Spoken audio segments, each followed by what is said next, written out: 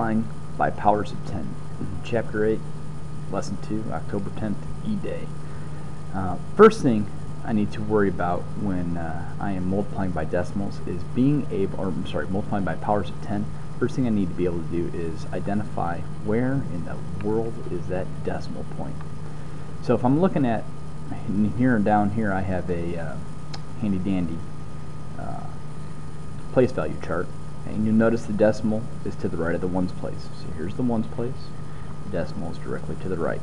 Okay, remember way back from chapters 1 and 2, the purpose of the ones place is to tell me where the decimal point is. So here I'm just going to go ahead and put my decimal point in so I can see it. So I've identified where my decimal point is.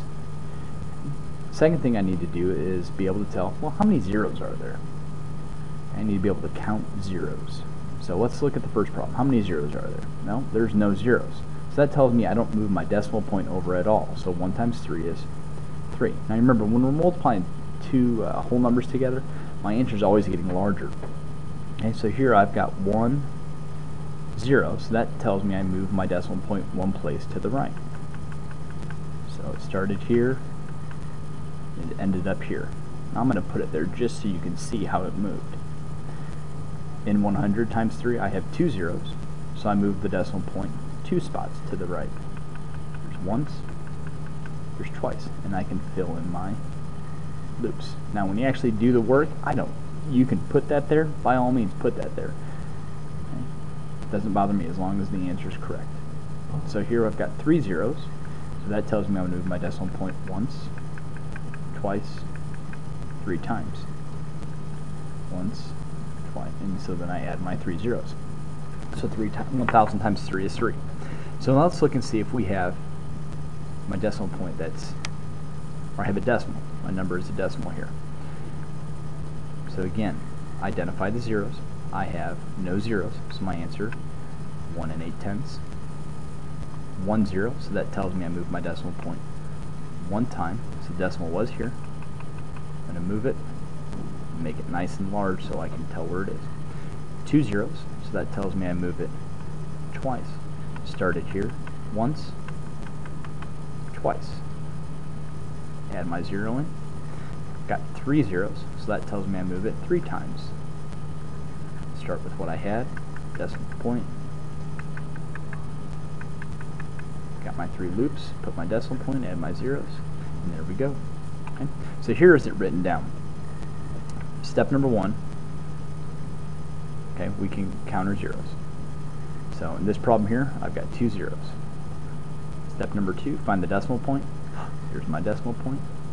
And step number 3, move the decimal point however many zeros there are. So I see 2 zeros, so decimal point once. Excuse me, and some technical difficulties. Okay. So moved it once, moved it twice. So there's my new decimal point. Okay. Again, count your zeros. Got 1 0, find my decimal point, and then move it. So it was here, and once. Alright, so what you can do, pause the video right now. I want you to practice these 1, 2, 3, 4, 5, 6, 7, 8 problems all by yourself. Okay, so go ahead and pause, write them down, practice them. And when you finish, unpause it and you will find out if you did it correctly.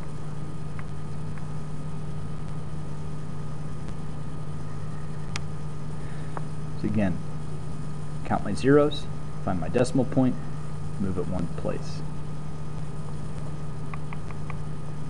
Now, do I have to put the 0 in front?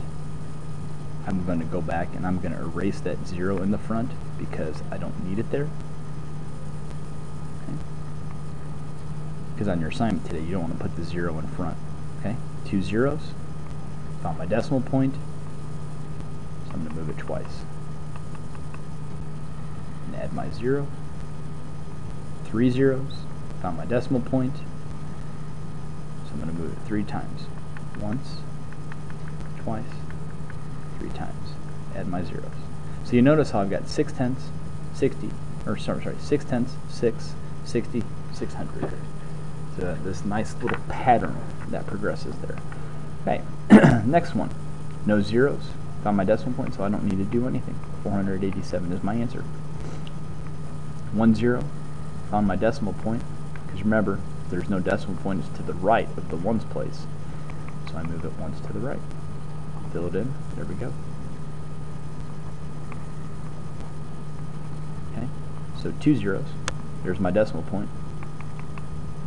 Now, on your assignment today, okay, when you type things in Angel, okay, you've got to remember to use commas. Remember to use commas. And you don't need to put that decimal there, okay, because Angel is very sensitive. 3 zeros. Here's my decimal point. 487, and then I move it 3 times. Once, twice, 3 times. Add my zeros and add my comma. There we go. Now, let's go backwards. So these are you'll see 2 of these problems on your assignment today. Now, basically, I'm working backwards. Now, this is what I ended with. What did I start with? Okay?